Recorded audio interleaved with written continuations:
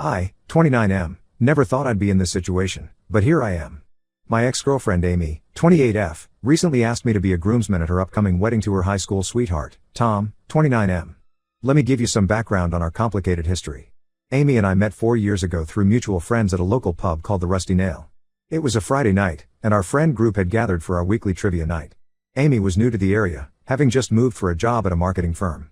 She was introduced to our group by Jessica, 27F, who had been her roommate in college. From the moment Amy joined our table, I was captivated. She had this infectious laugh and a quick wit that made her a formidable opponent in trivia. We ended up on the same team, and our chemistry was instant. Throughout the night, we kept exchanging glances and finding excuses to talk to each other. By the end of the evening, I had worked up the courage to ask for her number. Our first date was at a quirky little art gallery that was showcasing local artists. Amy had mentioned her love for art during trivia night, so I thought it would be the perfect spot. We spent hours wandering through the exhibits, discussing our favorite pieces, and sharing stories about our lives. I learned that Amy had grown up in a small town and had always dreamed of living in the city.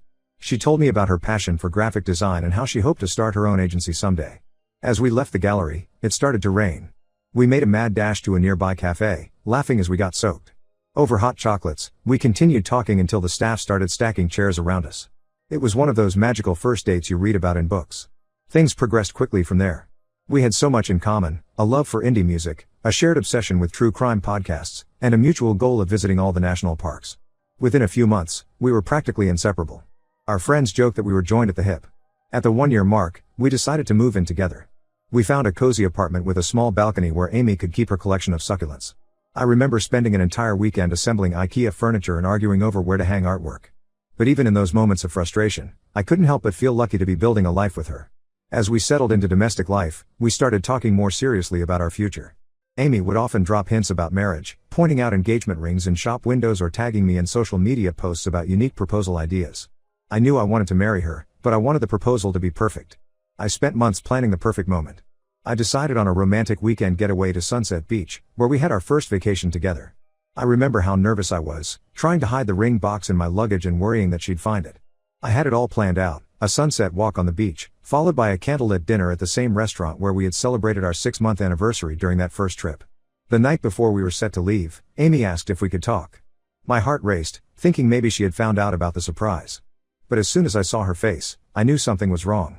She sat me down on our worn leather couch, the one we had spent countless nights cuddling on while binge-watching our favorite shows. With tears in her eyes, Amy confessed that she had been in contact with her high school ex-boyfriend, Tom, for the past few months. According to Amy, she and Tom had dated all through high school. They were the classic high school sweethearts. He was the football captain, she was the artsy girl who designed all the posters for school events. They had big plans to go to the same college and start their lives together. But just before graduation, Tom's dad got a job offer in another state. They tried long distance for a while, but eventually decided to break up and explore life on their own. Amy explained that Tom had reached out to her on social media after his grandmother passed away. Apparently, his grandmother had always loved Amy and kept asking about her even years after they broke up. What started as Tom sharing memories of his grandmother turned into daily messages and late-night phone calls. I sat there, stunned, as Amy told me she was confused about her feelings. She said she thought she had moved on from Tom years ago, but talking to him had brought back all these old emotions. She wasn't sure if she was ready to commit to marriage with me when she had these unresolved feelings for Tom. I was devastated. The ring box felt like it was burning a hole in my sock drawer. All my plans, all our talks about the future, it felt like they were crumbling around me. We decided to postpone our trip and take some time to figure things out. The next few weeks were a blur of long, tearful conversations and sleepless nights. Amy moved into the spare room, and the apartment that had once felt so cozy now seemed suffocating. We tried to work through things, we even went to a couples counseling session. But deep down, I think we both knew where this was heading. Finally, after about a month of living in this limbo, Amy told me she wanted to give things another try with Tom. She said she felt like she needed to explore that connection to truly move forward in her life. She apologized profusely, telling me I was an amazing guy and that she never meant to hurt me. But those words did little to soften the blow. I helped Amy pack up her things, each box feeling like another nail in the coffin of our relationship. The day she moved out was one of the hardest of my life. I remember sitting on our, now my, balcony, looking at her empty succulent pots, and feeling utterly lost. The months that followed were tough. I threw myself into work, taking on extra projects to keep my mind occupied. I started going to the gym regularly, pushing myself physically to exhaust my body so my mind wouldn't wander. I picked up new hobbies. I learned to play the guitar and started taking cooking classes. Anything to fill the Amy-shaped void in my life. My friends were incredibly supportive during this time. Jessica, in particular, went out of her way to check on me and make sure I was taking care of myself. She'd often come over with takeout and force me to watch terrible movies with her, just to get me out of my own head. Slowly but surely, I started to heal. I began to rediscover who I was as an individual, not just as part of a couple. I even went on a few casual dates, though nothing serious. Then, last week, out of the blue, I received a text from Amy asking to meet for coffee. Curious and a bit apprehensive, I agreed. We met at our old favorite cafe, the same one we had ducked into on our first date to escape the rain. Amy looked good, her hair was shorter, and she seemed to have an extra bounce in her step. We made small talk for a bit, catching up on work and mutual friends. Then, she dropped the bombshell. She and Tom were engaged and planning their wedding for this summer. I sat there, my coffee growing cold, as Amy rambled on about their whirlwind romance and how Tom had proposed on a trip to Paris. Then came the kicker, she wanted me to be one of Tom's groomsmen. I nearly choked on my coffee. Amy explained that Tom didn't have many close male friends in the area, as most of his buddies were still back in his hometown. She thought that since I had been such an important part of her life, it would be nice to include me in their special day. She said it would mean a lot to both of them if I agreed. I told Amy I needed time to think about it and left the cafe feeling like I had entered some bizarre alternate reality. The thought of standing up there, watching Amy marry someone else, especially the guy she left me for, made my stomach churn. I spent the next few days mulling it over. Part of me wondered if participating in the wedding would give me some sort of closure. But every time I imagined myself in that role, I felt sick. Yesterday, I called Amy and told her I couldn't be a groomsman at her wedding. I explained that while I wished her and Tom the best, it would be too uncomfortable for me to be part of their wedding party. Amy didn't take it well. She accused me of being selfish and holding on to the past. She said I was ruining her perfect wedding vision and that I should be more mature about the situation. Now I'm feeling conflicted. Some of our mutual friends are saying I should just suck it up and do it for Amy's sake. They think I'm being petty by refusing. But I really don't feel comfortable being in that position. So, Reddit, am I the asshole for refusing to be a groomsman at my ex-girlfriend's wedding to the guy she left me for? Update 1. It's been about a month since my last post, and to say a lot has happened would be an understatement. I want to start by thanking everyone for their advice and support. Reading your comments helped me feel more confident in my decision to decline being a groomsman. After I told Amy no, she didn't take it well. She continued to pressure me through text messages, often sending long paragraphs about how I was being immature and how this was a chance for all of us to move forward positively. She even enlisted some of our mutual friends to try and convince me. It was exhausting and frustrating to constantly defend my decision. I stood my ground, repeating that while I wished them well, I wasn't comfortable being part of their wedding party. I tried to be polite but firm, hoping she would eventually respect my decision and back off. Things took an unexpected turn last week. I was at the gym, in the middle of a particularly grueling workout. I've been using exercise as a way to deal with stress lately, when I spotted Tom on the other side of the room. This was surprising because it's not his usual gym. In fact, it's quite far from where he lives.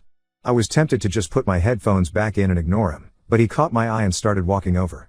Reluctantly, I stepped off the treadmill and braced myself for what I assumed would be an awkward encounter. To my surprise, Tom asked if we could talk.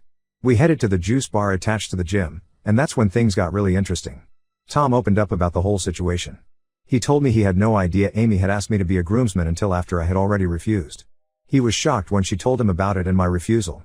Tom said he completely understood my position and apologized for Amy's behavior. But that wasn't all. Tom revealed that he had been feeling uneasy about their relationship ever since they got back together. He said that when they first reconnected, it felt like old times. They reminisced about their high school days, shared stories about their lives since then, and felt that spark reignite. But as they spent more time together and started planning a future, Tom began to notice things about Amy that he hadn't seen before, or maybe had chosen to ignore in the past. According to Tom, Amy had been acting increasingly controlling and manipulative. She was obsessed with having a perfect wedding and was willing to steamroll over anyone's feelings to get what she wanted.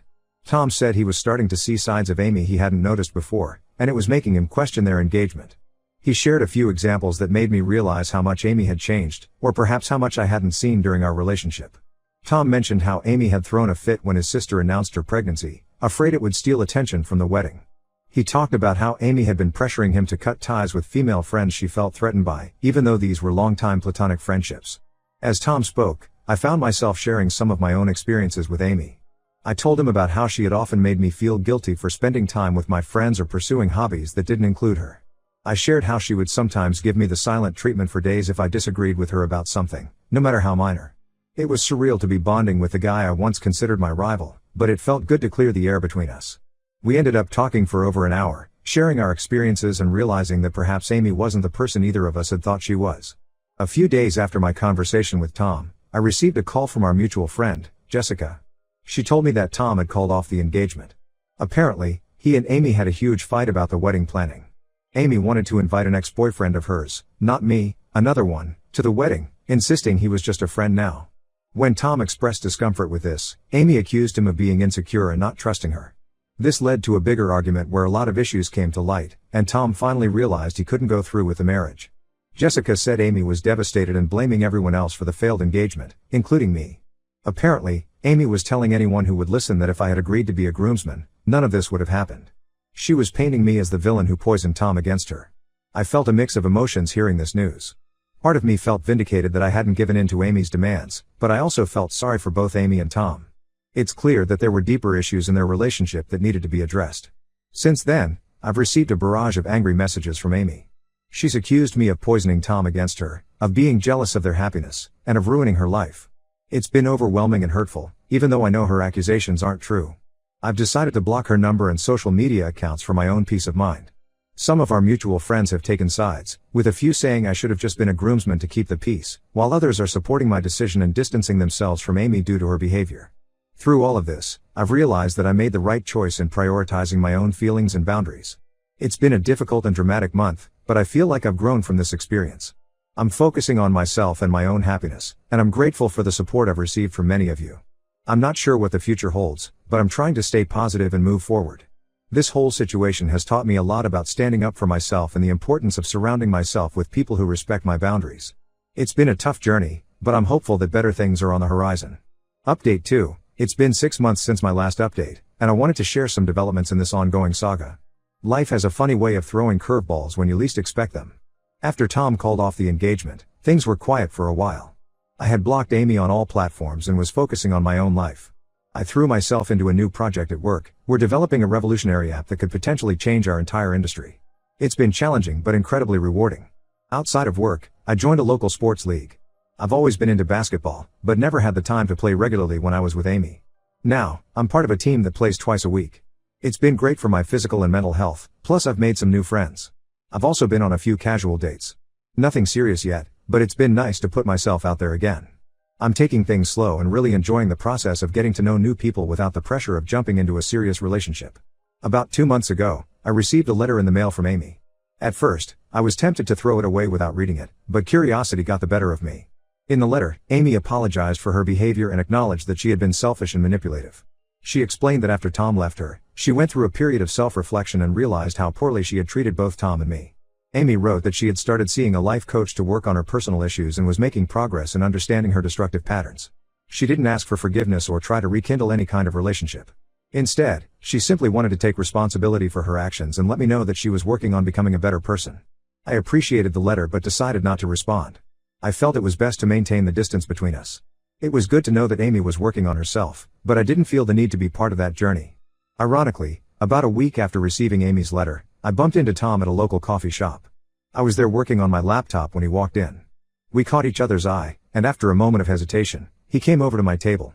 We got to talking, and he filled me in on what had been happening in his life. He had also received a similar letter from Amy and, like me, had chosen not to respond. Tom seemed happier and more relaxed than when I last saw him. He mentioned he had started seeing someone new and was taking things slow. As Tom and I were catching up, Jessica, our mutual friend, walked into the coffee shop. She was surprised to see us together and joined our table. The three of us ended up having a long conversation about everything that had happened. Jessica revealed that she had distanced herself from Amy after witnessing her behavior during the wedding planning and subsequent breakup. She said Amy had tried to manipulate her into taking sides and had spread rumors about both Tom and me when things fell apart. During our chat, Jessica mentioned that she was organizing a charity event for a local animal shelter and was looking for volunteers. Both Tom and I offered to help out. Over the next few weeks, the three of us spent time together planning and preparing for the event. We worked on creating flyers, setting up an online donation platform, and reaching out to local businesses for support. It was during this time that I really got to know Tom as a person, not just as Amy's ex or my perceived rival. He turned out to be a genuinely nice guy with a great sense of humor. We found we had a lot in common, including a shared love for obscure 80s movies and a passion for hiking. The charity event was a success, and we raised a significant amount for the animal shelter. Working together on this project helped solidify our newfound friendship. It's strange to think that if I had agreed to be a groomsman, none of this would have happened. As for Amy, I haven't heard from her since the letter. Our mutual friends say she's been keeping a low profile and seems to be genuinely working on herself. While I wish her well, I'm content with the way things have turned out for me. This experience has taught me the importance of standing up for myself and has led me to unexpected new friendships. I've been focusing on personal growth and pursuing my passions. The app project at work is coming along well, and I've even been considering taking some coding classes to expand my skills. My basketball team made it to the league semifinals, which has been exciting. Overall, life feels good right now. I'm not rushing into anything romantically, but I'm open to what the future might bring. I'm grateful for the support I've received throughout this journey, both from friends in real life and from all of you here on Reddit. Update 3, it's been a year since this whole saga began, and I wanted to provide one final update. Life has a way of coming full circle, and my story is no exception. Over the past 6 months, my friendship with Tom and Jessica has continued to grow stronger. We've become a tight-knit trio, often hanging out together and supporting each other through various life events. Tom has been doing well with his new girlfriend, and they recently moved in together. Jessica got a promotion at work and has been thriving in her new role. As for me, I've been focusing on personal growth and pursuing my passions. I started taking photography classes, something I've always wanted to do but never found the time for when I was with Amy. It's been incredibly fulfilling, and I've even had a few of my photos displayed at a local art gallery. Now, here's where things get interesting. About a month ago, I was at a photography exhibition when I quite literally bumped into someone while trying to get a better angle for a shot. As I turned to apologize, I found myself face to face with Emily, 27F, a woman I had briefly dated in college before we went our separate ways due to different career paths. Emily and I were both surprised to see each other, and we ended up spending the rest of the evening catching up. It turns out she had recently moved back to town for a job opportunity. We discovered that we both shared a passion for photography and had a lot in common that we hadn't realized back in college. We've been seeing each other regularly since then, and things are going really well. It's still early days, but I feel a connection with Emily that I haven't felt with anyone in a long time. She knows about my history with Amy and has been understanding and supportive. Interestingly, last week, Tom, Jessica, Emily, and I all went out for dinner together. It was a bit surreal to be sitting there with my new girlfriend and the friends I made through such a tumultuous experience. We laughed about how strange life can be and how unexpected events can lead to positive outcomes. As for Amy, I heard through the grapevine that she's moved to a different city for a fresh start. I hope she's found peace and continued to work on herself. While I wouldn't wish the pain and drama of the past year on anyone, I can't help but feel grateful for where it has led me.